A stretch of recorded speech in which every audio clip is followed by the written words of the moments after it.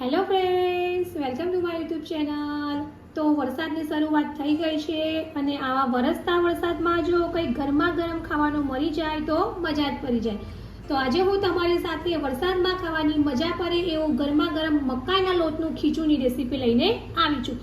તો તમે ચોખાના લોટનું કે ઘઉંના લોટનું કે જુવારના લોટનું તો ઘણીવાર ખીચું ખાધું હશે, પણ આજે આપણે મકાઈના લોટનું ખીચું બનાવવાના છીએ.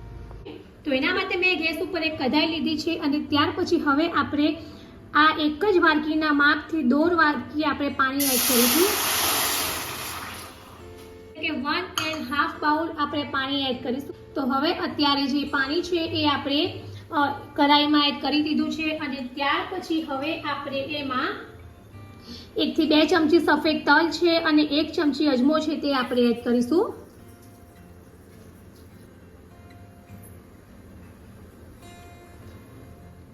ત્યાર પછી આપણે તેમાં 1 નાની ચમચી સિંગ તેલ એડ કરીશું.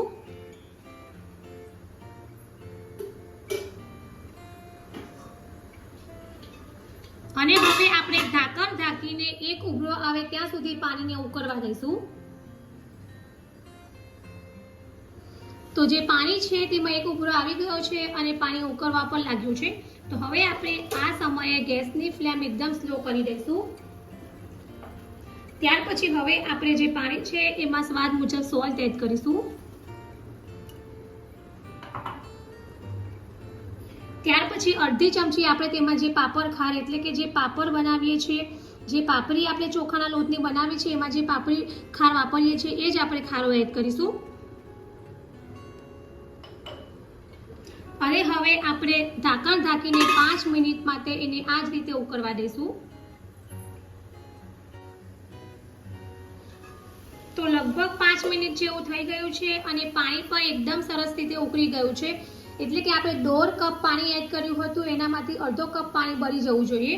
તો આ રીતે આપણું જે પાણી છે તે સરસ ઉકળી ગયું છે. અને ત્યાર પછી હવે આપણે તેમાં અડધી ચમચી જે લાલ મરચું આવે છે તે એડ કરીશું. ત્યાર પછી આપણે તેમાં અડધી ચમચી જીરું એડ કરીશું.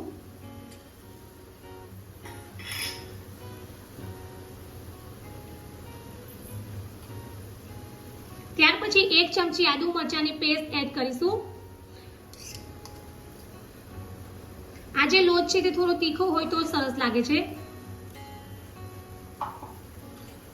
અને ત્યાર પછી હવે આપણે વેલણના પાછળના ભાગથી આ રીતે બધી વસ્તુને એકદમ સરસ મિક્સ કરી લઈશું. તો પાણીમાં બધા મસાલા એકદમ સરસ મિક્સ થઈ ગયા છે. અને હવે આપણે આ સમયે ગેસની ફ્લેમ એકદમ સ્લો કરી દઈશું. અને મેં જે કપથી પાણી લીધું હતું એ જ કપના માપથી 1 કપ મેં જે મકાઈનો લોટ આવે છે તે લીધો છે. તો જે પીળી મકાઈનો લોટ આવે છે તે જ મેં લીધો છે.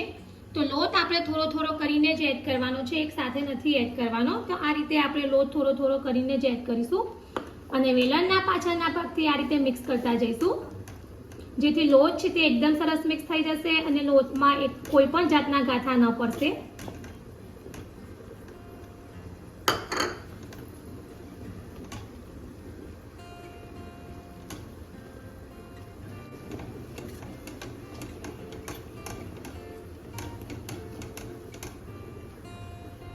તો આ રીતે લોટ જે છે તે એકદમ સરસ મિક્સ થઈ ગયો છે. અને હવે લોટમાં આપણે અડધો બાઉલ મેં જે કાચી મકાઈ આવે છે તે લીધી છે. તો એ રીતે આપણે દાણા એડ કરીશું. તમે મકાઈને ક્રશ કરીને પણ લઈ શકો છો અને મિક્સચરમાં એકદમ પીસીને પણ લઈ શકો છો. તો આ રીતે જે મકાઈ છે એને પણ આપણે આ રીતે મિક્સ કરી લઈશું. આપણે અત્યારે મકાઈના લોટનું ખીચું બનાવી રહ્યા છીએ એટલા માટે મેં અત્યારે થોડી આખી મકાઈ એડ કરી છે, જેનાથી જે આ ખીચું છે એનો સ્વાદ ખૂબ જ સરસ આવશે. તો આ રીતે આપણે બધી વસ્તુને એકદમ સરસ મિક્સ કરી લીધી છે. અને ત્યાર પછી હવે આપણે ગેસ બંધ કરી દઈશું અને ઢાંકણ ઢાંકીને 5 મિનિટ માટે આ જ રીતે આપણે રહેવા દઈશું. તો લગભગ 5 મિનિટ જેવું થઈ ગયું છે અને હવે જે ખીચું છે એને આપણે એક પ્લેટમાં બહાર કાઢી લઈશું.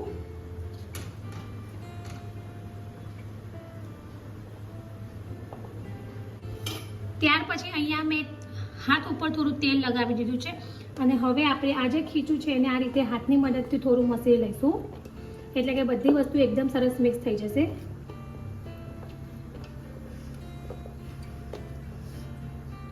તો તો આ રીતે જે ખીચું છે એને આપણે એકદમ સરસ રીતે મસળી લીધું છે અને ત્યાર પછી હવે આપણે આ રીતે થોડો ભાગ હાથમાં લઈશું અને આ રીતે આપણે રોલ વાળી દઈશું.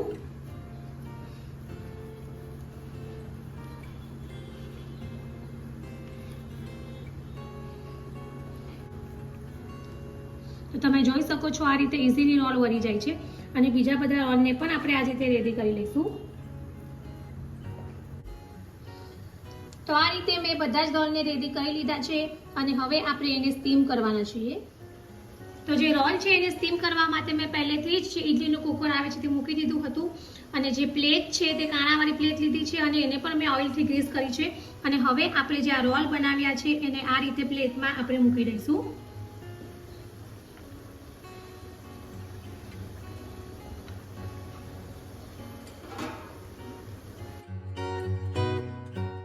અને હવે આપણે આ રીતે ઢાંકણ ઢાંકીને મીડિયમ ટુ હાઈ ફ્લેમ પર 15 મિનિટ માટે ખીચુને સ્ટીમ કરી લઈશું. તો લગભગ 15 મિનિટ જેવું થઈ ગયું છે અને આપણું જે મકાઈનું ખીચું છે તે પણ એકદમ સરસ ફૂલીને રેડી થઈ ગયું છે, એટલે કે સ્ટીમ થઈ ગયું છે. તો હવે આપણે આ સમયે ગેસ બંધ કરી દઈશું અને ઢાંકણ ઢાંકીને આ જ રીતે 2 થી 3 મિનિટ માટે રહેવા દઈશું અને ત્યાર પછી આપણે સર્વિંગ પ્લેટમાં સર્વ કરીશું. તો હવે આપણે જે ખીચું છે એના પીસ કરી લઈશું. તો ખીચું છે તે ગરમ ગરમ જ ખાવાનું મજા આવે છે. તો હવે આપણે ચપ્પુની મદદથી ખીચુંના પીસ કરી લઈશું.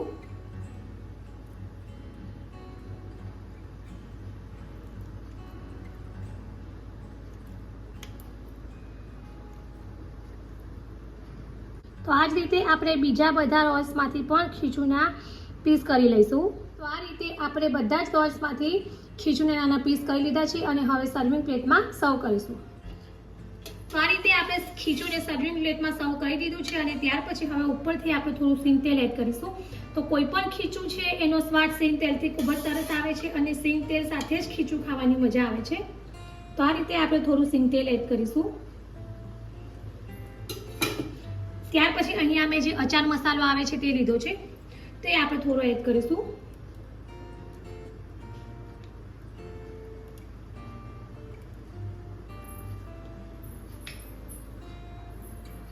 ત્યાર પછી આપણે થોડી કોથમીર એડ કરીશું.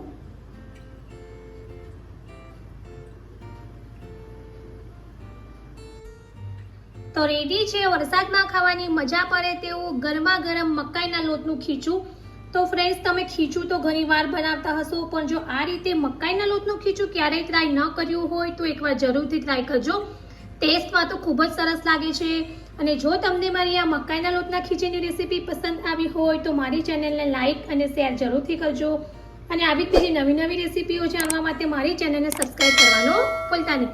તો ફરી પાછા આવી નવી મજેદાર રેસીપી સાથે મળીશું. ત્યાં સુધી bye bye and thank you for watching my video.